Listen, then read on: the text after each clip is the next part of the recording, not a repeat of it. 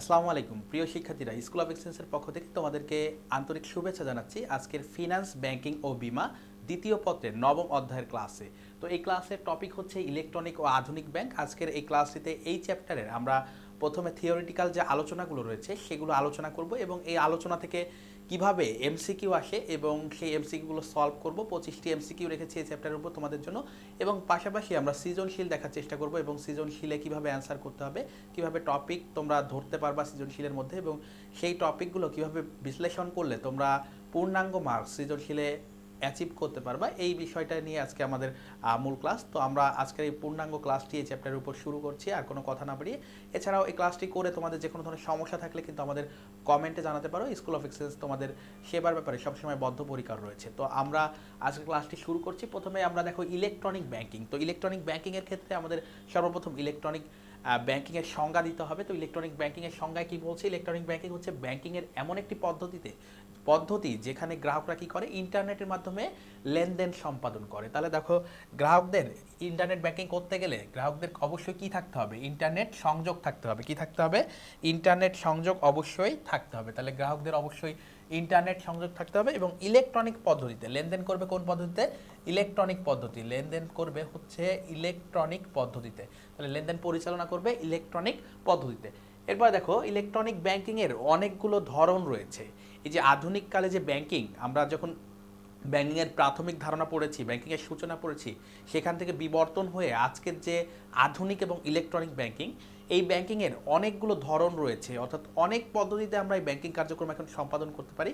তো এই প্রত্যেকটা ধরন আমরা এখন একটু জানবো। তো এই ইলেকট্রনিক ব্যাংকিংয়ের একটা ধরন হচ্ছে এজেন্ট ব্যাংকিং। এই ইলেকট্রনিক ব্যাংকিংয়ের একটা ধরন কি? Agent banking. একটা ধরন হচ্ছে এজেন্ট ব্যাংকিং। তো ইলেকট্রনিক ব্যাংকিংয়ের যে এজেন্ট ব্যাংকিং রয়েছে, প্রথমে আমাদেরকে জানতে হবে এজেন্ট ব্যাংকিং কি। তো সম্প্রতি বাংলাদেশে এজেন্ট ব্যাংকিং ব্যবস্থা চালু হয়েছে। তাহলে এজেন্ট ব্যাংকিং ব্যবস্থা যে চালু হয়েছে, তাহলে এটা কেন করা হয়েছে? দেখো, আমাদের শহরাঞ্চলগুলোতে যেভাবে ব্যাংকের শাখা রয়েছে, বিশেষ করে রাজধানী ঢাকায় প্রচুর ব্যাংকের শাখা রয়েছে, প্রত্যেকটা মোড়ে মোড়ে ব্যাংক এমন বলতে পারো তোমরা। কিন্তু যখনই আমরা বিভিন্ন জেলা শহরগুলোতে যাই, সেখানে কিন্তু প্রত্যেকটি ব্যাংকে দেখা গেলো একটা করে শাখা, দুইটা করে শাখা, মানে প্রত্যেকটা জেলা বা উপজেলা ভিত্তিক শাখা আমরা দেখতে পাই না। এবং যখন আমরা মফস্বলে যাই, গ্রামের দিকে যাই, তখন কিন্তু শাখা একেবারে নেই বললেই চলে। তো এই যে শাখাগুলো নেই বললেই চলে, তো এইসব ক্ষেত্রে কিভাবে ব্যাংকিং সেবা মানুষের কাছে পৌঁছে দেওয়া যায়, কিভাবে গ্রামের মানুষ, মফস্বলের মানুষ কিভাবে ব্যাংকিং সেবা পেতে পারে, এই জন্যই কিন্তু এই যে এজেন্ট ব্যাংকিংয়ের ব্যবস্থা, অর্থাৎ সেখানে এজেন্ট বা প্রতিনিধিদের মাধ্যমে ব্যাংকিং ব্যবস্থা, ব্যাংকিংয়ের যে শাখা রয়েছে, আমাদের ধরো জেলা শহরে একটি শাখা রয়েছে, সেই শাখার অধীনে এজেন্ট নিয়োগ দেওয়া হয় এবং এজেন্টরা ব্যাংকিং সার্ভিস স্বল্প পরিসরে সেখানে পরিষেবা দিয়ে থাকে। তো এটাই হচ্ছে মূলত এজেন্ট ব্যাংকিংয়ের মূল কথা। এখন বলছে সম্প্রতি বাংলাদেশে এজেন্ট ব্যাংকিং ব্যবস্থা চালু হয়েছে। বাংলাদেশ ব্যাংক আনুষ্ঠানিকভাবে এই পদ্ধতির অনুমোদন দিয়েছে সরকারি বাণিজ্যিক ব্যাংক অগ্রণী ব্যাংকের মাধ্যমে। তাহলে সর্বপ্রথম এজেন্ট ব্যাংকিং শুরু হয়েছে আমাদের অগ্রণী ব্যাংকের মাধ্যমে, সরকারি ব্যাংক অগ্রণী ব্যাংকের মাধ্যমে। তো সর্বপ্রথম যদি এই প্রশ্ন আসে, সর্বপ্রথম কোন ব্যাংকের মাধ্যমে এজেন্ট ব্যাংকিং ব্যবস্থা চালু হয়েছে? সরকারি ব্যাংক অগ্রণী ব্যাংকের মাধ্যমে। এই তারপরে দেখো, এই ব্যাংকিংয়ের সুবিধা কী কী, এই ব্যাংকিংয়ের আসলে সুবিধা কী কী সেটিও আমাদেরকে জানতে হবে। হচ্ছে সুবিধা বঞ্চিতদের জন্য ব্যাংকিং ব্যবস্থা। সুবিধা বঞ্চিত, আমি তোমাদেরকে যেটি বলছিলাম যে জেলা শহরে ধরো শাখা রয়েছে, ঢাকায় অনেক শাখা রয়েছে, কিন্তু মফস্বল এরিয়াতে কোনো শাখা নেই। তো সেখানে যারা সুবিধা বঞ্চিত রয়েছে, যারা ব্যাংকিং সুবিধা বঞ্চিত রয়েছে, তাদেরকে সেবার ব্যবস্থা করা। আমানত এবং রেমিটেন্স সংগ্রহ, দেখো অনেকেই মফস্বলে অনেকেই স্বল্প স্বল্প সংগ্রহ সঞ্চয় করতে চায়।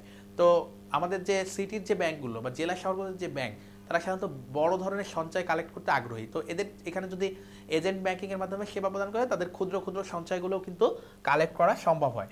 এরপর দেখো, মূল ব্যাংকিং। আবার অনেক মফস্বলের মানুষ এখন কি রয়েছে, প্রবাসী রয়েছে এবং যারা বাইরে কর্মরত রয়েছে, বিদেশে কর্মরত রয়েছে, তো তাদের রেমিটেন্সটা সহজে প্রাপ্তির জন্য কিন্তু এই এজেন্ট ব্যাংকিংয়ের ব্যবস্থা। এরপর দেখো, মূল ব্যাংকিং ব্যবস্থার সাথে যুক্ত হওয়া। যারা পিছিয়ে পড়া জনগোষ্ঠী রয়েছে, যেসব অনগ্রসর উপজেলা রয়েছে, অনগ্রসর গ্রাম রয়েছে, তাদেরকে মূল ব্যাংকিংয়ের সাথে যুক্ত করা। এবার হচ্ছে loan, utility bill, cash payment programme ইত্যাদি সুবিধা প্রদান করা। এছাড়াও যাদের লোন প্রয়োজন, যাদের হচ্ছে ইউটিলিটি বিল, তারপর হচ্ছে ক্যাশ পেমেন্ট প্রোগ্রাম বা বিভিন্ন ধরনের পেমেন্ট যে গেটওয়ে রয়েছে, এগুলোর সুবিধা প্রদানের জন্য কি করা উচিত? এই এজেন্ট ব্যাংকিংয়ের উদ্ভাবন করা হয়েছে এবং বাংলাদেশ ব্যাংক অনুমোদন দিয়েছে।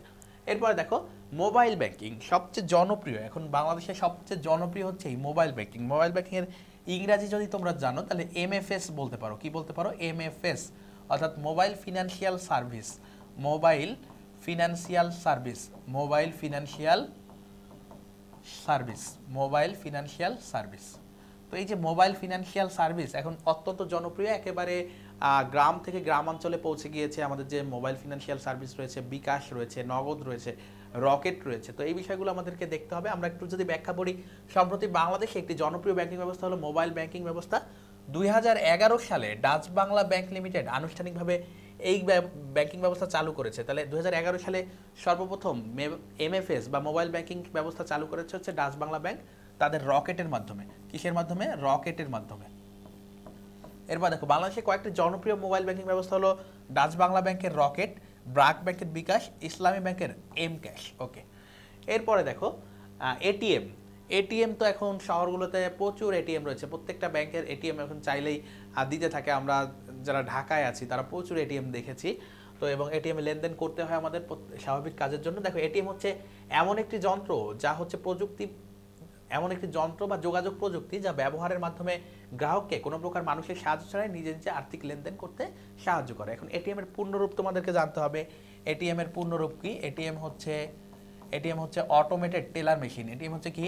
Automated teller machine. এবং এখানে স্পেলিং খুবই গুরুত্বপূর্ণ। Automated teller machine, automated teller machine, automated teller machine. Okay, এই যে অটোমেটেড টেলার মেশিন আমরা কি করতে পারি? আমাদের যে ডেবিট কার্ড, ক্রেডিট কার্ড বা যে কোনো ধরনের কার্ডের মাধ্যমে কি করতে পারি? আমাদের যে প্রয়োজনীয় অর্থ 24 ঘন্টা অর্থাৎ 24/7 ব্যাংকে না গিয়েও কি করতে পারি? উত্তোলন করতে পারি। তো এটিএম কার্ডের উদ্ভাবক হচ্ছে লুথার জর্জ সিমজিয়াম। এটিএম কার্ড সর্বপ্রথম কে উদ্ভাবন করে? Luther George সিমজিয়াম। এটিএম নকল না হওয়ার ক্ষেত্রে ইন্টারলিফট পদ্ধতি ব্যবহার করা হয়। তাহলে এটিএম এর ক্ষেত্রে কোন পদ্ধতি ব্যবহার করা হয়? ইন্টারলিফট পদ্ধতি ব্যবহার করা হয়। এবার হচ্ছে এটিএম কার্ডে নম্বরগুলো খোদাই করা থাকে ম্যাগনেটিক স্ট্রিপে। তাহলে এটিএম কার্ডের উপরে যদি আমি এখানে একটি কার্ড করি, তো এখানে দেখো এটিএম এর উপরে এখানে নাম্বার থাকে, তারপরে হচ্ছে তোমার এই নাম্বারগুলো থাকে হচ্ছে ম্যাগনেটিক স্ট্রিপে। আর এইখানে ধরো এখানে একটা চিপ থাকে, যেটাকে আমরা বলছি ইন্টারলিফট পদ্ধতি, যার কারণে কি হয়? এটিএম নকল হওয়ার কোনো সুযোগ নেই।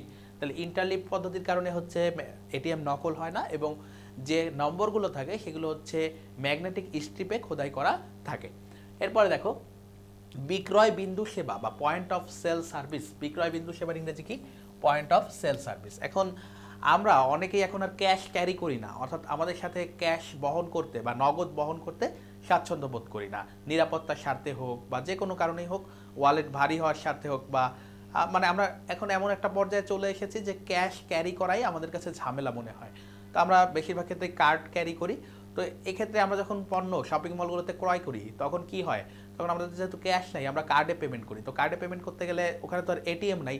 প্রত্যেকটা শপিং মলে বা প্রত্যেকটা দোকানে তো আর এটিএম দেওয়া সম্ভব না যে তুমি টাকা উত্তোলন করে দিবা।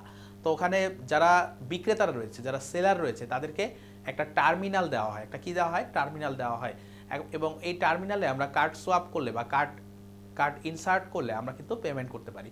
তো সেটাকেই বলা হচ্ছে মূলত বিক্রয় বিন্দু সেবা, অর্থাৎ বিক্রয় যেখানে করা হয় সেখানেই আমরা পেমেন্ট করতে পারি। এটাকেই বলা হচ্ছে বিক্রয় বিন্দু সেবা। এই গ্রাহকদের নির্দিষ্ট সুবিধাজনক স্থানে পণ্য বা সেবার মূল্য পরিশোধের সুযোগ দেওয়াকে কি বলি আমরা? বিক্রয় বিন্দু সেবা। বলছে গ্রাহকদের নির্দিষ্ট সুবিধাজনক স্থানে পণ্য বা সেবার মূল্য পরিশোধের জন্য যে সুবিধা দেওয়া হয় তাকে আমরা বলি বিক্রয় বিন্দু সেবা বা point of sale service.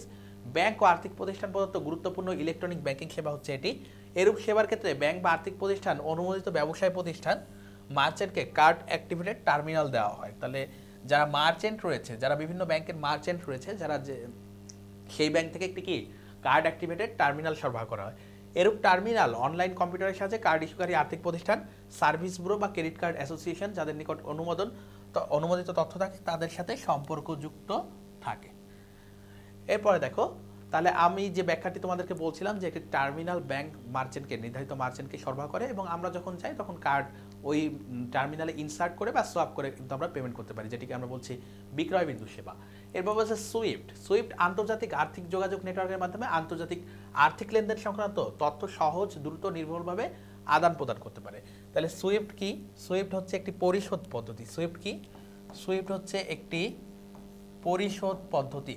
Swift কি একটি পরিশোধ পদ্ধতি যা কি করে আন্তর্জাতিক মাধ্যমে লেনদেন করে, অর্থাৎ এক ব্যাংক থেকে আরেক ব্যাংকে অর্থ স্থানান্তর করে বা এক অঞ্চল থেকে আরেক অঞ্চলে অর্থ স্থানান্তর করে বা গ্রাহকদের অর্থ স্থানান্তর করে, অর্থাৎ এটি হচ্ছে একটি পরিশোধ পদ্ধতি আন্তর্জাতিকভাবে, আর যা হচ্ছে সহজ, নির্ভুল ও দ্রুত কি করতে পারে তথ্য আদান প্রদান করতে পারে, যার ফলে আন্তর্জাতিক দেনা পাওনা নিষ্পত্তি সহজ হয়।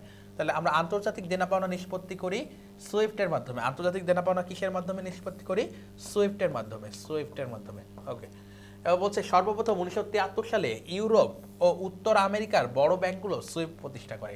তাহলে এই সুইফট হচ্ছে একটা নেটওয়ার্ক সুইচ যার মাধ্যমে কি করে এক ব্যাংক বা এক দেশ থেকে আন্তর্জাতিকভাবে অন্য দেশে অর্থ স্থানান্তর হয় নির্ভুলভাবে এবং দ্রুত। সুইফট নেটওয়ার্ক ব্যবস্থায় আঞ্চলিক সুইচ সেন্টার প্রতিষ্ঠা করা হয়, আঞ্চলিক সুইচ সেন্টার প্রতিষ্ঠা করা হয়। তাহলে সুইফট নেটওয়ার্ক ব্যবস্থায় আঞ্চলিক কি করা হয়? সুইচ সেন্টার প্রতিষ্ঠা করা হয়, যার সাথে ওই অঞ্চলের সদস্য ব্যাংকগুলো পরস্পর সংযুক্ত থাকে। বাংলাদেশের অধিকাংশ ব্যাংক এখন আন্তর্জাতিক এই নেটওয়ার্কের সাথে কি সংযুক্ত বা সম্পর্কিত রয়েছে। তাহলে বাংলাদেশের ব্যাংকও এখন সুইফটের সাথে সম্পর্কিত, অর্থাৎ এই সুইফটের মাধ্যমে আন্তর্জাতিক ট্রানজ্যাকশনগুলো করা সহজ হয়। এরপর দেখো সুইফট নেটওয়ার্কের মাধ্যমে যে সকল তথ্য প্রেরণ ও গ্রহণ করা যায়। তাহলে এই সুইফটের মাধ্যমে কি কি করতে পারি এগুলো আমরা একটু দেখি। বলছে গ্রাহকের হিসাব এক ব্যাংক থেকে অন্য ব্যাংকে বা এক স্থান থেকে অন্য স্থানে স্থানান্তর। তাহলে গ্রাহকের হিসাব থেকে অর্থ লেনদেন করতে পারি। এক ব্যাংকের দেনা পাওনা ও তহবিল অন্য ব্যাংকে স্থানান্তর করা। গ্রাহকের ফান্ড স্থানান্তর করা। ফান্ড প্রাপ্তির উপদেশপত্র প্রেরণ, ফান্ড পাওয়ার জন্য উপদেশপত্র প্রেরণ করা যায় সুইফটের মাধ্যমে। বৈদেশিক মুদ্রা প্রেরণ সম্পর্কিত তথ্য আদান প্রদান। মেয়াদি চাহিদাপত্র বা ঋণ মেয়াদি চাহিদাপত্র বা ঋণ আমানত প্রদান সম্পর্কিত তথ্য প্রেরণ। সুদ পরিশোধ, ডেবিট কার্ড ও ক্রেডিট কার্ড, ডেবিট কার্ড ও ক্রেডিট কার্ড অনুমোদন সহ প্রয়োজনীয় বিবরণী ইত্যাদি। তাহলে এই কাজগুলো সুইফটের মাধ্যমে আমরা করতে পারি। এরপর দেখো এসএমএস ব্যাংকিং। এসএমএস ব্যাংকিং এমন একটি প্রযুক্তি যার মাধ্যমে গ্রাহক মোবাইল থেকে এসএমএস পাঠিয়ে কি করতে পারে? তার লেনদেন বা প্রয়োজনীয় সার্ভিস গ্রহণ করতে পারে। কেন বলছে এসএমএস প্রেরণ করে তার ব্যাংক অ্যাকাউন্টের ব্যালেন্স জানা থেকে শুরু করে টাকা অন্য অ্যাকাউন্টে স্থানান্তর, বিল পরিশোধের মতো যাবতীয় ব্যাংক কার্যক্রম সমাধান করতে পারে। তাহলে এসএমএস প্রেরণের মাধ্যমে তার ব্যাংকের ব্যালেন্স জানা, তথ্য বিবরণী পাওয়া, পাশাপাশি অর্থ স্থানান্তর সহ ছোট ছোট যে কাজগুলো রয়েছে সেগুলো এসএমএস এর মাধ্যমে চাইলে করতে পারে আমাদের এই এসএমএস ব্যাংকিংয়ে। এরপরে দেখো ডেবিট কার্ড ও ক্রেডিট কার্ড। এখন ডেবিট কার্ড ও ক্রেডিট কার্ড দুইটাই কিন্তু একটা প্লাস্টিক কার্ড, এবং এই প্লাস্টিক কার্ডে আমি তো বলেছি এটিএম কার্ডের একটা ধরন হচ্ছে, দেখো দুইটাই এটিএম কার্ড, ডেবিট কার্ডও এটিএম কার্ড আবার ক্রেডিট কার্ডও এটিএম কার্ড। তো দুইটাই এটিএম কার্ড, কিন্তু দুইটার বৈশিষ্ট্য ভিন্ন। এখন কি কি বৈশিষ্ট্য রয়েছে আমরা যদি একটু দেখি। যে কার্ডের মাধ্যমে ব্যাংকে টাকা থাকা সাপেক্ষে লেনদেন করা যায় তাকে আমরা বলি ডেবিট কার্ড। তাহলে ডেবিট কার্ড কোনটি? ডেবিট কার্ড হচ্ছে যে ব্যাংকে কি করা যায়, যে ব্যাংক যেটিতে হচ্ছে টাকা থাকা সাপেক্ষে, শুধুমাত্র টাকা থাকলে আমরা ট্রানজেকশন বা লেনদেন করতে পারবো, অর্থাৎ পরিশোধ করতে পারবো, শুধুমাত্র ব্যাংকে টাকা থাকা সাপেক্ষে। তাহলে টাকা থাকা সাপেক্ষে ব্যবহার করা যায় ডেবিট কার্ড। আর ক্রেডিট কার্ডের ক্ষেত্রে কি হবে? টাকা থাকলে তো তুমি পারবাই, পাশাপাশি টাকা না থাকলে একটি নির্দিষ্ট সীমা পর্যন্ত তুমি লেনদেন করতে পারবে। অর্থাৎ ব্যাংকগুলো ক্ষুদ্র ঋণ দিয়ে থাকে আমাদেরকে, ক্ষুদ্র বা স্বল্পমেয়াদী ঋণ দিয়ে থাকে। তো সেই ঋণের যে লিমিট রয়েছে সে পর্যন্ত আমরা কি করতে পারি? ব্যবহার করতে পারি ক্রেডিট কার্ডের মাধ্যমে, যেটি ডেবিট কার্ডের মাধ্যমে পারি না। তাহলে ডেবিট কার্ডের সাথে একটা অতিরিক্ত সুবিধা হিসেবে আমরা ঋণ সুবিধা পাই ক্রেডিট কার্ডে। তাহলে ক্রেডিট কার্ডে আমরা টাকা থাকলেও ব্যবহার করতে পারি, পাশাপাশি কি করতে পারি?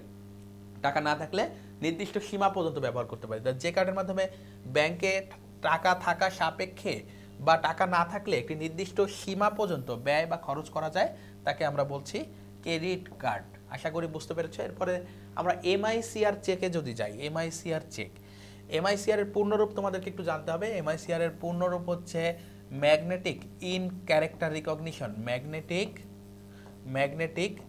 In character recognition, magnetic ink character recognition. স্পেলিংটাও গুরুত্বপূর্ণ, প্রত্যেকটা ওয়ার্ডও গুরুত্বপূর্ণ। তো এই যে ম্যাগনেটিক ইন ক্যারেক্টার রিকগনিশন, এটা হচ্ছে এমআইসিআর চেকের চেকের একটা ধরন হচ্ছে এমআইসিআর চেক। এই এমআইসিআর চেক এমন এক ধরনের চেক যার নম্বর মেশিন পড়তে পারে এবং স্বয়ংক্রিয়ভাবে যাচাই করতে পারে। তাহলে এমআইসিআর চেকের নম্বর হচ্ছে মেশিন পড়তে পারে এবং স্বয়ংক্রিয়ভাবে কি করতে পারে? যাচাই করতে পারে। এখন এটা সুবিধা কি, এটা কোন কাজে লাগে? দেখো এমআইসিআর চেকগুলো মূলত আমাদের ক্লিয়ারিং হাউস বা নিকাশ ঘর, তোমরা পড়েছো, কি পড়েছো? ক্লিয়ারিং হাউস বা নিকাশ ঘর। কি পড়েছো? ক্লিয়ারিং হাউস বা নিকাশ ঘর। এটা সম্পর্কে তোমরা একেবারে 9 থেকে পড়ছো।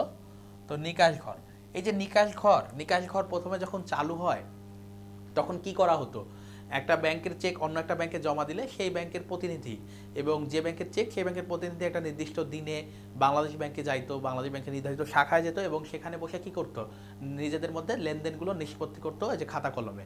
তো এই ক্লিয়ারিং হাউস তো এখন আর নাই, সেই ক্লিয়ারিং হাউস এখন রূপান্তরিত হয়েছে অটোমেটেড ক্লিয়ারিং হাউসে। কিসে? Automated clearing house, automated clearing হাউসে রূপান্তর হয়েছে। Automated clearing house, automated clearing house. তো এই যে অটোমেটেড ক্লিয়ারিং হাউস, যেটাকে আমরা সংক্ষেপে ACH বলি, অটোমেটেড ক্লিয়ারিং হাউস। তো এই অটোমেটেড ক্লিয়ারিং হাউসে কি হয়, এখন যখন আমরা চেক দিই তখন চেকটা যদি MICR চেক হয়, যেটা আমরা এখন পড়ছি, MICR চেক যদি হয় তাহলে এখানে হচ্ছে নম্বরগুলো মেশিন পড়তে পারে। আমি যদি একটু এঁকে দেখাই তোমাদেরকে, একটু ছোট করে আঁকি আমি। দেখো MICR চেকে এখানে ধরো ডেটের জায়গা থাকে, তারপর এখানে পে টু, যদি দাগ কাটা চেক হয় এখানে দাগ কাটা থাকবে, দাগ কেটে দিবে পে টু, ঠিক আছে। এখানে অ্যামাউন্ট, তারপরে হচ্ছে অ্যামাউন্ট ইন ওয়ার্ডস, তারপরে এখানে ধরো সিগনেচার। তো এই MICR চেকের একেবারে নিচে এখানে একেবারে ছোট ছোট নাম্বার থাকে, ঠিক আছে, ছোট ছোট নাম্বার থাকে এরকম। তো এই ছোট ছোট যে নাম্বারগুলো, এই নাম্বারগুলো মেশিন পড়তে পারে, এটাকেই বলা হচ্ছে ম্যাগনেটিক ইঙ্ক। তো এই যে ম্যাগনেটিক ইঙ্ক বা ম্যাগনেটিক কালির ব্যবহার করে যে নাম্বারগুলো দেওয়া হয়, এই নাম্বারগুলো মেশিন পড়তে পারে। ফলশ্রুতিতে ওই যে ব্যাংকের প্রতিনিধিরা আগে নিকাশ ঘরে যাওয়ার মানে নিকাশ ঘরে যাইতে হতো বাংলাদেশ ব্যাংকের, এবং তারপরে সলভ হইতো, এতে হচ্ছে 4-5 দিন সময় লেগে যেত। এখন আমরা যখন এই যে MICR চেক এক ব্যাংকেরটা অন্য ব্যাংকে জমা দিই, তখন কি ঘটে, তখন ওই যে ব্যাংকের যে ব্যাংকার রয়েছে তিনি কি করেন, তিনি ওটা স্ক্যান করে বাংলাদেশ ব্যাংকের ওয়েবসাইটে পাঠিয়ে দেন, এবং বাংলাদেশ ব্যাংক এই যে মেশিন রিডেবল যেহেতু এবং মেশিনে পড়ে এই নাম্বারটা পড়ে কি করে, ওই ব্যাংকের টাকা কেটে এনে আমাদের অ্যাকাউন্টে জমা করে দেয়। এজন্য আর নিকাশ ঘরটা অটোমেটেড হয়ে গেছে। এখন আর ওই যে সাপ্তাহিক নির্দিষ্ট দিনে যে আবার প্রতিনিধিরা সলভ করবে এমন বিষয় নেই। এজন্য যেদিন আমরা MICR চেক জমা দিই, অন্য ব্যাংকের হোক বা নিজের ব্যাংকের হলে তো সাথে সাথেই, অন্য ব্যাংকের হলে একদিনের মধ্যে হয়ে যায়, আগে যেটা 7 দিন লাগতো। তো এই হলো আমাদের MICR চেকের সুবিধা। এরপরে দেখো ব্রিজ লোন। ব্রিজ মানে কি? আচ্ছা, ব্রিজ মানে কি একেবারে সহজভাবে যদি বলি, ব্রিজ কি করে, ব্রিজ কি করে, দুইটা রাস্তাকে সংযোগ করে হচ্ছে ব্রিজ, দুইটা বা দুই প্রান্তের রাস্তাকে সংযোগ করে হচ্ছে ব্রিজ।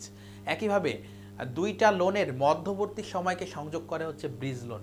দুইটা লোন বা দুইটা অর্থায়নের মধ্যবর্তী সময়কে কি সংযোগ করে? Bridge loan.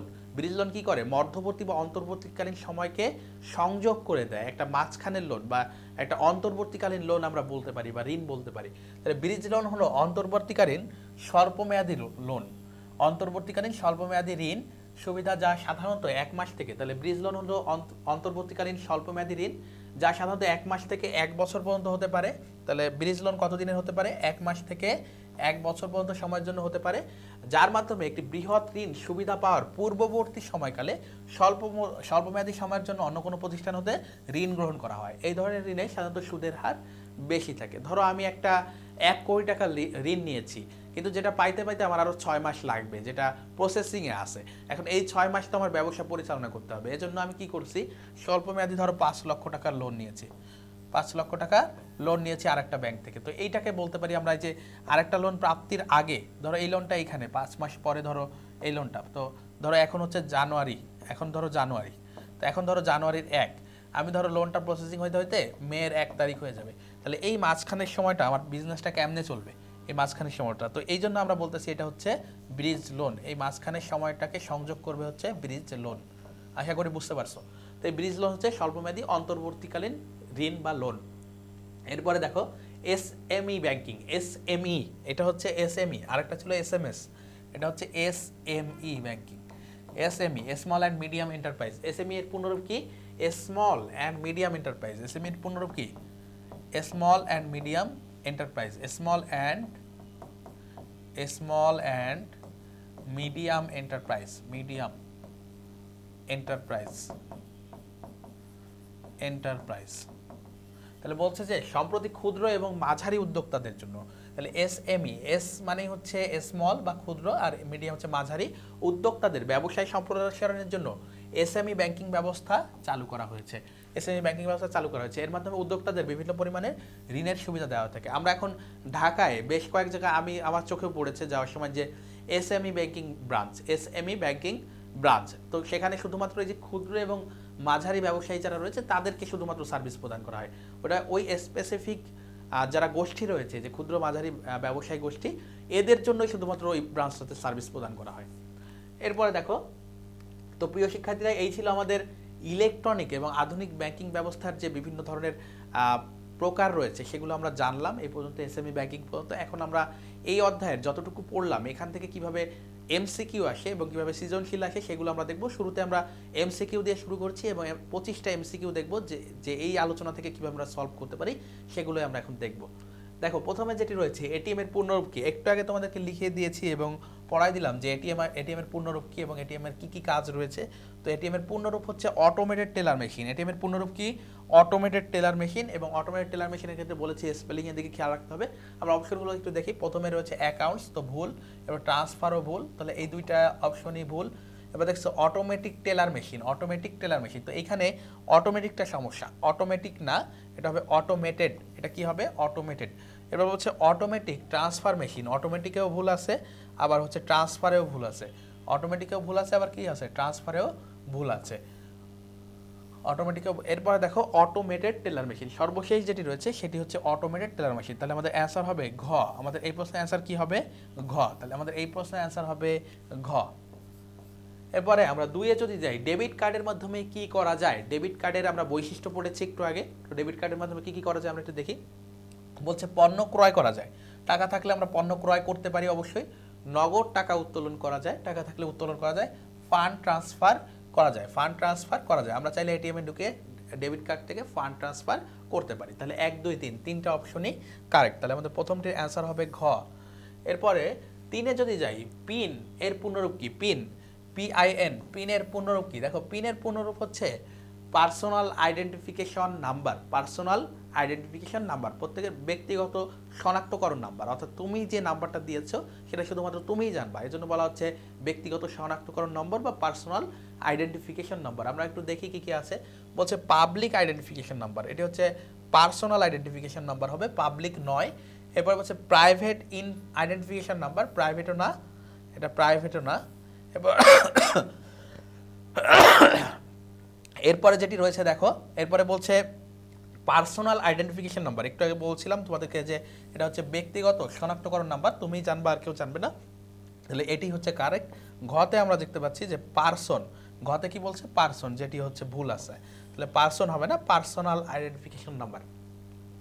4-এ যদি আমরা যাই, পিন নিচের কোন ইলেকট্রনিক ব্যাংকিং সেবার বেলায় প্রযোজ্য হয়? তাহলে কোন ক্ষেত্রে আমাদের পিন ব্যবহার করতে হয়? যে একটু আগে যে পিন পড়লাম, পার্সোনাল আইডেন্টিফিকেশন নাম্বার, এটা কোন ক্ষেত্রে ব্যবহার করতে হয়? বলছে স্বয়ংক্রিয় নিকাশ ঘর সেবা, নিকাশ ঘরে ব্যবহার করা হয় এমআইসিআর চেক। নিকাশ ঘরের ক্ষেত্রে কি ব্যবহার করি আমরা? MICR cheque, MICR cheque. বিক্রয় বিন্দু সেবার ক্ষেত্রে আমরা হচ্ছে টার্মিনাল আর কার্ড ব্যবহার করি। কি ব্যবহার করি? টার্মিনাল এবং হচ্ছে ডেবিট বা ক্রেডিট কার্ড বা ATM card. One stop service হচ্ছে একটা বিন্দুতে যে সকল সেবা পাওয়া ব্যাংকের ক্ষেত্রে, এটাও না। আমাদের হচ্ছে পিন লাগবে হচ্ছে এটিএম কার্ড সেবার ক্ষেত্রে। পিন লাগবে কিসের ক্ষেত্রে? এটিএম কার্ড সেবার ক্ষেত্রে, যেটি অপশন ঘতে রয়েছে। তাহলে পিন ব্যবহার করা হয় এটিএম কার্ডের ক্ষেত্রে। এরপরে দেখো, ব্যাংক হিসাবে পর্যাপ্ত টাকা জমা থাকা সাপেক্ষে গ্রাহক কোন কার্ডটি ব্যবহার করতে পারবে? তাহলে ব্যাংক হিসাবে টাকা থাকা সাপেক্ষে আমরা লেনদেন করতে পারবো কোনটির ক্ষেত্রে? ব্যাংক হিসাবে টাকা থাকা সাপেক্ষে আমরা কোন কার্ডটি ব্যবহার করতে পারি? দেখো, ব্যাংক হিসাবে পর্যাপ্ত টাকা থাকা সাপেক্ষে আমরা কোন কার্ডটি ব্যবহার করতে পারি? সেটি হচ্ছে আমাদের কোন কার্ড? Debit card. ডেবিট কার্ডে আমরা শুধুমাত্র টাকা থাকলে ব্যবহার করতে পারি, তাছাড়া পারি না। তাহলে ডেবিট কার্ড হচ্ছে আমাদের অ্যান্সার। ডেবিট কার্ড টাকা থাকা সাপেক্ষে আমরা ব্যবহার করতে পারি ডেবিট কার্ড। 6-এ যদি যাই, নিচের কোনটির মাধ্যমে স্বল্পমেয়াদী ঋণ সুবিধা পাওয়া যায়? স্বল্পমেয়াদী ঋণ সুবিধা, দেখো মাত্র পড়লাম ডেবিট কার্ডে হচ্ছে টাকা থাকা সাপেক্ষে, এবং ক্রেডিট কার্ডে আমরা পড়েছিলাম যে ক্রেডিট কার্ডে টাকা না থাকলেও আমরা একটা নির্দিষ্ট সীমা পর্যন্ত ঋণ সুবিধা পাই বা অতিরিক্ত উত্তোলনের সুযোগ পাই, যেটাকে আমরা স্বল্পমেয়াদী ঋণ বলছি। তো স্বল্পমেয়াদী ঋণ সুবিধা পাওয়া যায় কোনটিতে? ক্রেডিট কার্ডে। স্বল্পমেয়াদী ঋণ সুবিধা পাওয়া যায় ক্রেডিট কার্ডে। দেখো, ক্যাশ কার্ডে শুধুমাত্র তোমার টাকা থাকলেই পারবা, ডেবিট কার্ডে শুধুমাত্র টাকা থাকলে পারবা, কুপন কার্ডে পূর্বেই টাকা জমা দিতে হবে। তাহলে আমাদের গ হচ্ছে আমাদের অ্যান্সার, গ হচ্ছে আমাদের অ্যান্সার।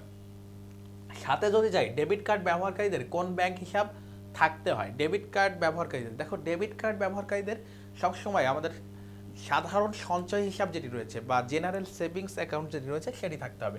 তাহলে দেখো ডেবিট কার্ড পাওয়ার জন্য আমাদের অবশ্যই ব্যাংকে একটি সেভিংস অ্যাকাউন্ট থাকতে হবে। কোন ধরনের অ্যাকাউন্ট থাকতে হবে? Savings account, savings account, savings account বা সাধারণ সঞ্চয় হিসাব। সেভিংস অ্যাকাউন্টের বাংলা কি? সঞ্চয় হিসাব, সঞ্চয় হিসাব। এবং এটা কোন টাইপ হবে? জেনারেল সেভিংস হবে। এটা কোন ধরনের হিসাব হবে? জেনারেল সেভিংস, জেনারেল বা সাধারণ, জেনারেল বা কি সাধারণ।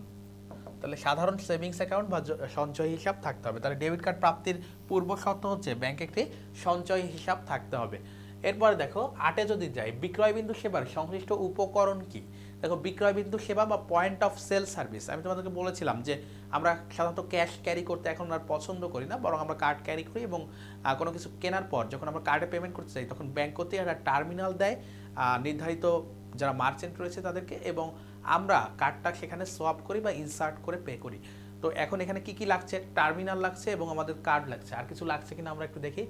বলছে বিক্রয়বিন্দু সেবা সংশ্লিষ্ট উপকরণ হলো, বিক্রয়বিন্দু সেবা সংশ্লিষ্ট উপকরণ কি কি? বলছে এটিএম বুথ। দেখো বিক্রয়বিন্দু সেবাতে এটিএম বুথ কোনো কাজে লাগে না। এটিএম বুথ কি হয়?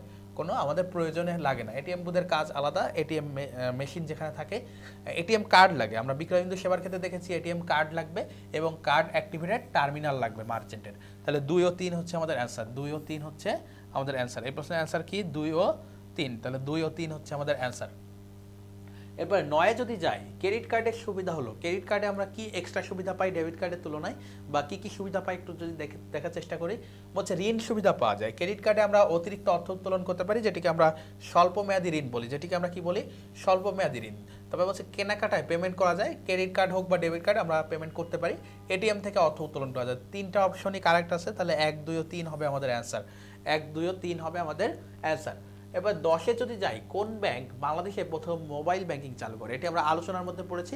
বাংলাদেশে সর্বপ্রথম মোবাইল ব্যাংকিং চালু করে হচ্ছে ডাচ বাংলা ব্যাংক, যেটি হচ্ছে রকেট। ডাচ বাংলা ব্যাংকের রকেট সর্বপ্রথম চালু হয় 2011 সালে। কত সালে? 2011 সালে ডাচ বাংলা ব্যাংকের কি চালু হয়? রকেট। এবং এটাকে আমরা সর্বপ্রথম এমএফএস সার্ভিস বলছি। রকেট 2011 সালে কি সর্বপ্রথম এমএফএস সার্ভিস, সর্বপ্রথম এমএফএস সার্ভিস আনে, এমএফএস আনে, মোবাইল ফিনান্সিয়াল সার্ভিস। ওকে, তাহলে গ হচ্ছে আমাদের অ্যান্সার। 11-তে যদি চাই, সুইফট কি? সুইফট হচ্ছে একটি ব্যাংকিং সংস্থা, ক্রেডিট রেটিং সংস্থা, একটি পরিশোধ পদ্ধতি, আন্তর্জাতিক ব্যাংক। এটি আন্তর্জাতিক ব্যাংক নয়, এটি হচ্ছে আন্তর্জাতিক একটি পরিশোধ ব্যবস্থা, আন্তর্জাতিক একটি পরিশোধ পদ্ধতি। আমি কিন্তু লিখে দিয়েছিলাম তোমাদেরকে স্লাইডে যে সুইফট হচ্ছে একটি আন্তর্জাতিক পরিশোধ পদ্ধতি। সুইফট কি? একটি আন্তর্জাতিক পরিশোধ পদ্ধতি। সুইফট হচ্ছে একটি আন্তর্জাতিক পরিশোধ পদ্ধতি। এটা হচ্ছে বাংলাদেশে সর্বপ্রথম এটিএম কার্ড প্রবর্তন করে কারা? বাংলাদেশে সর্বপ্রথম এটিএম কার্ড প্রবর্তন করে কারা? সর্বপ্রথম এটিএম কার্ড প্রবর্তন কারা করে? তাহলে বাংলাদেশে দেখো সর্বপ্রথম এটিএম কার্ড আনে হচ্ছে স্ট্যান্ডার্ড চার্টার্ড ব্যাংক। এটা তোমাদের মুখস্থ রাখতে হবে। স্ট্যান্ডার্ড চার্টার্ড ব্যাংক সর্বপ্রথম বাংলাদেশে এটিএম কার্ডের প্রচলন ঘটায়। সর্বপ্রথম এটিএম কার্ডের প্রচলন কারা ঘটায়? Standard chartered bank. কারা ঘটায়? Standard chartered bank. এরপরে 13-তে যদি যাই, ইলেকট্রনিক ব্যাংকিং সেবা কোন দেশে প্রথম শুরু হয়? দেখো ইলেকট্রনিক ব্যাংকিং ব্যবস্থা তো বিবর্তনের মাধ্যমে, মানে শুরু থেকে আজকের এই পর্যন্ত আসার পেছনে কারা উদ্ভাবন করে, কাদের থেকে প্রথম শুরু হয় সেটা আমাদেরকে জানতে হবে বা ইতিহাস জানতে হবে। তো সর্বপ্রথম ইলেকট্রনিক ব্যাংকিং ব্যবস্থা সর্বপ্রথম শুরু করে হচ্ছে মার্কিন যুক্তরাষ্ট্র। কারা শুরু করে? মার্কিন যুক্তরাষ্ট্রে। তাহলে ইলেকট্রনিক ব্যাংকিং ব্যবস্থা সর্বপ্রথম শুরু হয় মার্কিন যুক্তরাষ্ট্রে, যেটি অপশন বিতে রয়েছে, মার্কিন যুক্তরাষ্ট্রে। 14-তে যাই, ডেবিট ও ক্রেডিট সম্পর্কে নিচের কোন উক্তিটি সত্য নয়? ডেবিট কার্ড এবং ক্রেডিট কার্ড সম্পর্কে কোন উক্তিটি সত্য নয়? তোমাদের খেয়াল রাখতে হবে ডেবিট এবং ক্রেডিট কার্ড সম্পর্কে কোন উক্তিটি সত্য নয় বলেছে, কিন্তু সত্য নয়।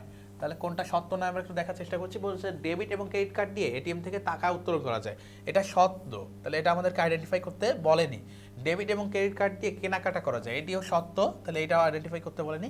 ডেবিট এবং ক্রেডিট কার্ড দুইটাই হচ্ছে প্লাস্টিক কার্ড, এটাও সত্য। বলছে ডেবিট এবং ক্রেডিট কার্ডের হিসাবে টাকা থাকা প্রয়োজন। দেখো ডেবিট কার্ডে টাকা থাকতে হলেও ডেবিট কার্ডে আমাদের টাকা থাকা প্রয়োজন, যেটা বলছে ঠিক আছে। কিন্তু ক্রেডিট কার্ডের বেলায় টাকা থাকা জরুরি নয়, কারণ আমাদের নির্ধারিত সীমা পর্যন্ত আমরা ব্যবহার করতে পারি টাকা না থাকলেও। তাহলে ক্রেডিট কার্ডের বেলায় কি টাকা থাকার প্রয়োজন নেই, টাকা থাকার প্রয়োজন নেই। তাহলে এই কথাটা হচ্ছে সত্য নয়। তাহলে আমাদের এইটা আইডেন্টিফাই করতে বলেছে। তাহলে অ্যান্সার হবে ডি। এই প্রশ্নের অ্যান্সার কি হবে? ডি। এই প্রশ্নের অ্যান্সার হবে ডি। এই প্রশ্নের অ্যান্সার হবে ডি। তাহলে ঘ হচ্ছে আমাদের কারেক্ট। ওকে, 15তে যদি যাই, হোম ব্যাংকিং এর জন্য দরকার হয় কোনটি? হোম ব্যাংকিং এর জন্য দরকার হয়, অর্থাৎ ঘরে বসে আমরা যে ব্যাংকিং সার্ভিস নিতে চাই সেক্ষেত্রে আমাদের কি দরকার হবে? সেক্ষেত্রে দেখো কম্পিউটার টার্মিনাল লাগবে আমাদের ক্ষেত্রে। কম্পিউটার টার্মিনাল সেটা হতে পারে মোবাইল। কম্পিউটার টার্মিনাল মানে একটা ইন্টারনেট যুক্ত টার্মিনাল, সেটা হতে পারে আমাদের মোবাইল, হতে পারে আমাদের কম্পিউটার, হতে পারে আমাদের ল্যাপটপ। কম্পিউটার টার্মিনাল, গ্রাহকের pin number, personal identification number লাগবে, ব্যাংকের সরবরাহিত সফটওয়্যার লাগবে। তাহলে 1 2 3 তিনটাই লাগবে, অর্থাৎ অ্যাপস লাগতে পারে, কম্পিউটার টার্মিনাল বা ফোন লাগতে পারে এবং গ্রাহকের পিন, তিনটাই লাগবে। তাহলে 1 2 ও 3। 16তে যাই, মোবাইল ব্যাংকিং সেবা প্রথম কোন সংস্থা চালু করেছে? তাহলে মোবাইল ব্যাংকিং সেবা বা এমএফএস চালু করেছে হচ্ছে ডাচ বাংলা ব্যাংক, এবং সেটা হচ্ছে রকেট। ডাচ বাংলা ব্যাংকের কি? রকেট। ডাচ বাংলা ব্যাংকের রকেট সর্বপ্রথম হচ্ছে মোবাইল ব্যাংকিং সার্ভিস। এরপরে 17তে যদি যাই, নিচের কোনটি ইন্টারনেট ব্যাংকিং এর সুবিধা নয়? তাহলে ইন্টারনেট ব্যাংকিং এর অনেক সুবিধা রয়েছে। আমরা ঘরে বসে ব্যাংকিং করতে পারি, দ্রুত করতে পারি, অর্থ স্থানান্তর করতে পারি, অর্থ উত্তোলন করতে পারি এটিএম থেকে, বা যে কোনো জায়গায় পেমেন্ট করতে পারি, এগুলো ইন্টারনেট ব্যাংকিং এর সুবিধা। কিন্তু কি কোনটি সুবিধা নয়? সুবিধা নয় কোনটি এটা জানতে চাইছে। বলছে সহজ কার্য সমাধান, এটা তো সুবিধা। তারপর বলছে সময় বাঁচানো, সময় অবশ্যই বাঁচে, এটা সুবিধা। সুবিধাজনক, এটা সুবিধাজনক। তাহলে এই তিনটা বিষয় হচ্ছে সুবিধা, তিনটা বিষয় হচ্ছে সুবিধা। এখন দেখো বলছে পাসওয়ার্ড সুরক্ষিত রাখা। পাসওয়ার্ড সুরক্ষিত রাখা হচ্ছে একটা নিরাপত্তাহীনতা, এটা কোনো সুবিধা নয়, বরং এটা অসুবিধা। তাহলে এটা হচ্ছে একটা অসুবিধা, এটা হচ্ছে নিরাপত্তাহীনতার অসুবিধা। এটা কোন ধরনের অসুবিধা? নিরাপত্তাহীনতা। নিরাপত্তাহীনতা, নিরাপত্তাহীনতা বা সাইবার রিস্ক, বা কি বলতে পারি আমরা? Cyber risk. এই যে নিরাপত্তাহীনতার যে ঝুঁকি, এটা হচ্ছে একটা আমাদের জন্য অসুবিধা। তাহলে অ্যান্সার হবে ডি। এই প্রশ্নের অ্যান্সার কি হবে? ডি। তারপরে 18তে যদি যাই, জনাব কাশেম এসিবি ব্যাংক লিমিটেড হতে এমন এক ধরনের ইলেকট্রনিক ব্যাংকিং সেবা গ্রহণ করেন যার মাধ্যমে তিনি পৃথিবীর যে কোনো প্রান্ত থেকে ব্যাংক ওয়েবসাইটে প্রবেশ করে লেনদেন সম্পাদন করতে পারে। তাহলে সে কোন ধরনের ব্যাংকিং করে? উদ্দীপকের জনাব কাশেম কোন ধরনের ব্যাংকিং গ্রহণ করেছে? বলছে home banking, online banking, SMS banking, tele banking.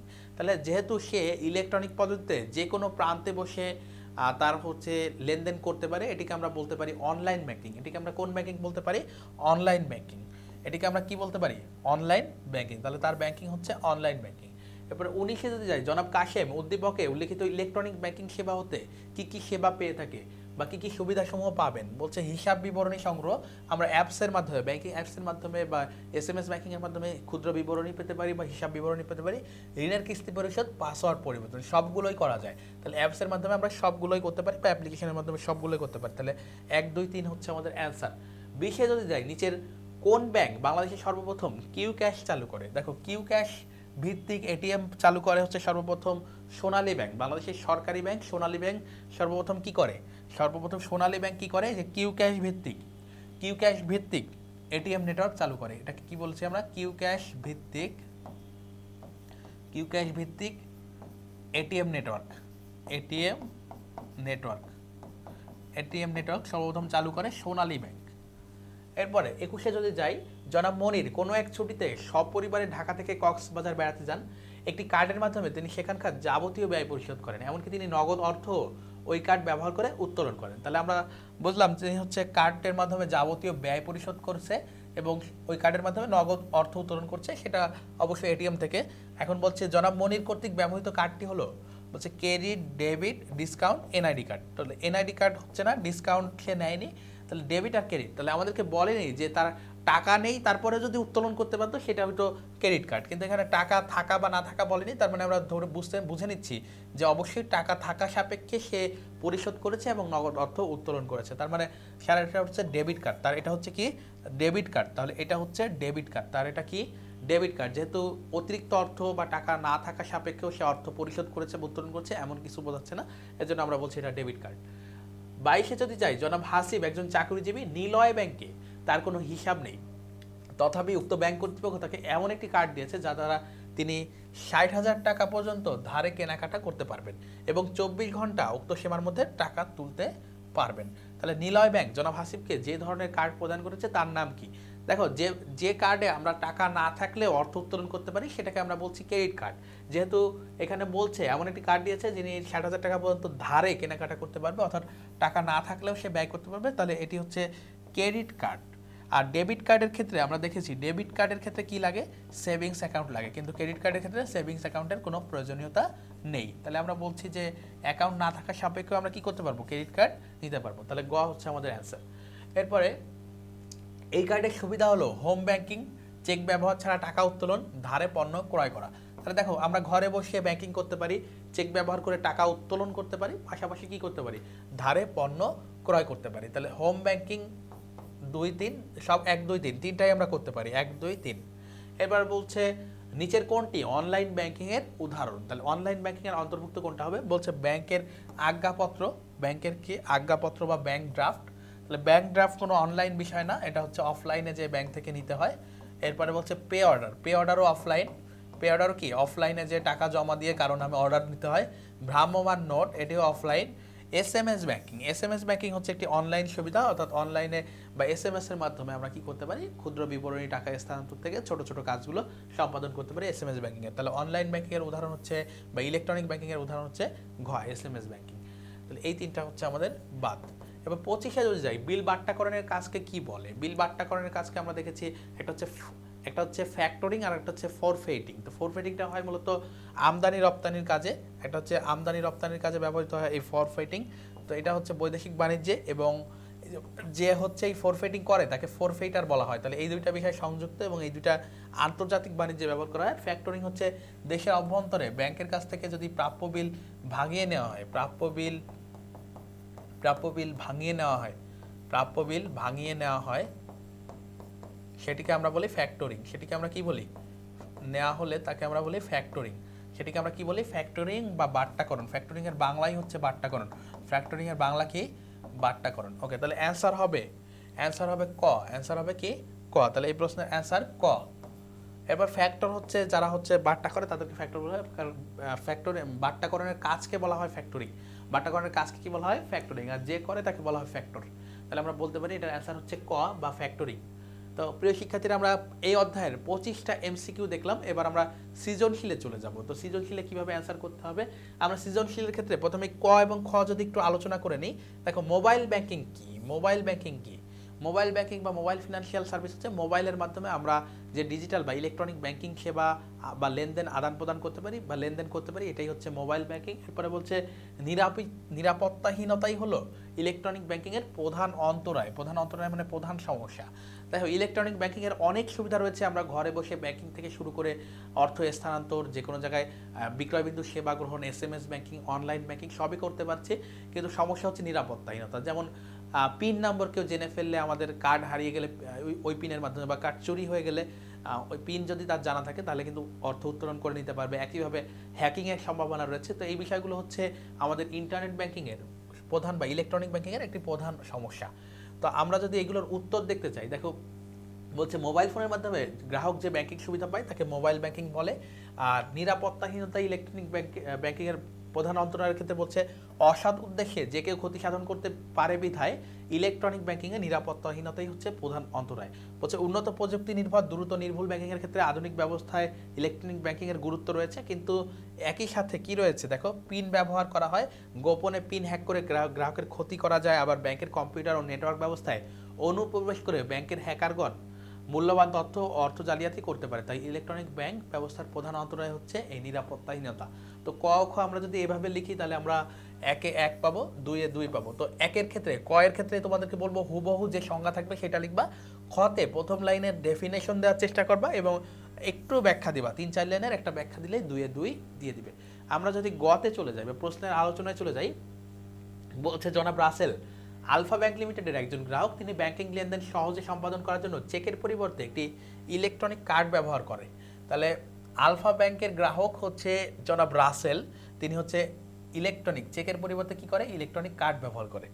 এবার অপরদিকে তার ভাই জনাব ফয়সাল এমন একটি ইলেকট্রনিক কার্ড ব্যবহার করে যার মাধ্যমে টাকা উত্তোলন, ঋণ গ্রহণ ও জমাদান ছাড়া অন্যান্য আর্থিক লেনদেন করা যায়। তাহলে রাসেল হচ্ছে ইলেকট্রনিক কার্ড ব্যবহার করে যার মাধ্যমে লেনদেন সে সম্পন্ন করতে পারে। অপরদিকে তার ভাই ফয়সাল হচ্ছে এমন কার্ড ব্যবহার করে যার মাধ্যমে টাকা উত্তোলনের পাশাপাশি ঋণ গ্রহণ এবং অন্যান্য আদান প্রদান করে থাকে। আর হচ্ছে উদ্দীপকে বর্ণিত জনাব রাসেলের ইলেকট্রনিক কার্ডটি কোন ধরনের? তাহলে জনাব রাসেলের কার্ডের ক্ষেত্রে সে অর্থ স্থানান্তর বা অর্থ উত্তোলনের বিষয়টি জড়িত, কিন্তু এখানে অতিরিক্ত অর্থ উত্তোলন করে কিনা এমন কিছু বলেনি। তাহলে আমরা বুঝতে পারছি এটি হচ্ছে ডেবিট কার্ড। তাহলে রাসেলের ব্যবহৃত কার্ডটি কোন ধরনের? তোমাকে প্রথমেই লিখতে হবে এটি ডেবিট কার্ড। রাসেলের ব্যবহৃত কার্ডটি কি? জনাব রাসেলের ব্যবহৃত কার্ড হচ্ছে ডেবিট কার্ড। এরপর ডেবিট কার্ডের ব্যাখ্যা লিখতে হবে এবং সর্বশেষ তোমাকে মিলাতে হবে যে কেন এটি ডেবিট কার্ড, উদ্দীপকের সাথে তোমাকে সামঞ্জস্যপূর্ণ দেখাতে হবে। তো আমরা এইভাবে লিখতে পারি, উদ্দীপকে বর্ণিত জনাব রাসেলের ইলেকট্রনিক কার্ডটি হচ্ছে ডেবিট কার্ড। এই কার্ডের মাধ্যমে এখন তুমি ইলেকট্রনিক এই যে ডেবিট কার্ডের ব্যাখ্যা দিবা এবং সর্বশেষ এটা কেন ডেবিট কার্ড এটা উদ্দীপকের সাথে তোমাকে দেখাতে হবে। আমরা ঘতে যদি যাই, গতে বলছে জনাব ফয়সাল কর্তৃক ব্যবহৃত ইলেকট্রনিক কার্ডটি ব্যবসা বাণিজ্যে কিভাবে ভূমিকা রাখতে পারে। তাহলে তোমাকে প্রথমেই দেখাতে হবে ফয়সাল কর্তৃক ব্যবহৃত কার্ডটিতে যেহেতু ঋণ নেওয়া যাচ্ছে অর্থাৎ অতিরিক্ত অর্থ উত্তোলন করতে পারছি, তাহলে এটা হচ্ছে একটা ক্রেডিট কার্ড। এটা কি? একটা ক্রেডিট কার্ড। এখন ক্রেডিট কার্ডের ব্যাখ্যা দিবা এবং ক্রেডিট কার্ড কিভাবে ব্যবসা বাণিজ্যে ভূমিকা রাখতে পারে সেই বিষয়টি ব্যাখ্যা করে উদ্দীপকের সাথে শেষে যে মিলাতে হবে। তারপর ঘতে যদি চাই বলছে ক্রেডিট কার্ড, ব্যবহৃত কার্ডটি হলো ক্রেডিট কার্ড যা ঋণ সুবিধার মাধ্যমে বর্তমান ব্যবসা বাণিজ্যে অধিক ভূমিকা রাখতে পারে। এরপরে ক্রেডিট কার্ডের ব্যাখ্যা তুমি লিখবা, এরপরে তুমি উদ্দীপকে চলে যাবে যে উদ্দীপকে